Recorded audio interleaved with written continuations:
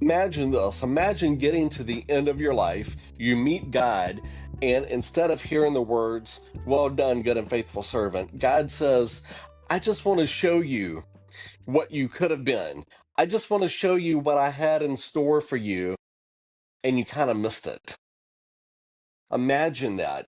I was reading some scripture this morning from Luke chapter 8, and it's when Jesus is sharing a parable with his disciples on seed being thrown out. And you may have heard this parable before, but something really stuck out to me this morning as I was reading it, and I was really convicted and really challenged in these verses.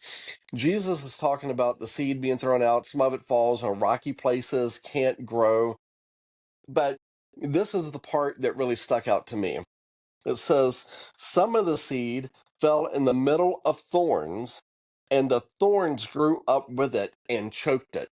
So a few verses later, the disciples asked Jesus to further explain the meaning of the parable. And he goes through the three different examples again of seed and falling, and some not sprouting up. Some, the very end example is it does well, but this one in the middle is the one that really convicted me.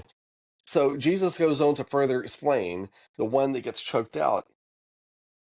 And he said, here's what it means. He says, "As for what fell in the middle of thorns, these are the ones who hear." In other words, they're the ones who know the truth, but as they go along, worries and wealth and life's gratifications crowd in and choke them so that their fruit never matures. In other words, the fruit that never matures, that's what the potential is. That's the life change that you're supposed to help not only in yourself, but provide to others as well too. That's the fruit.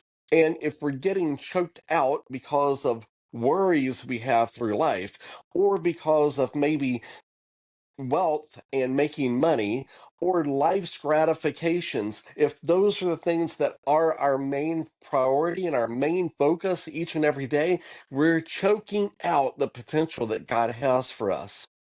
I was really, really challenged in this. I know we all go through storms, we all go through challenges, we go through a lot of different things. That can choke out the potential if that's all that we focus on. If some of us may just be focused on making money, creating wealth. Look, nothing wrong with making money, nothing wrong with creating wealth. We are called to be good stewards. But if our main focus is wealth building and not spreading the gospel and taking care of other humans, we're missing something very, very important. What is choking you out from hitting your potential? I long for the day when I meet God, and my goal is, he says, "Jonathan, well done. You were good and faithful in what I gave you to take care of."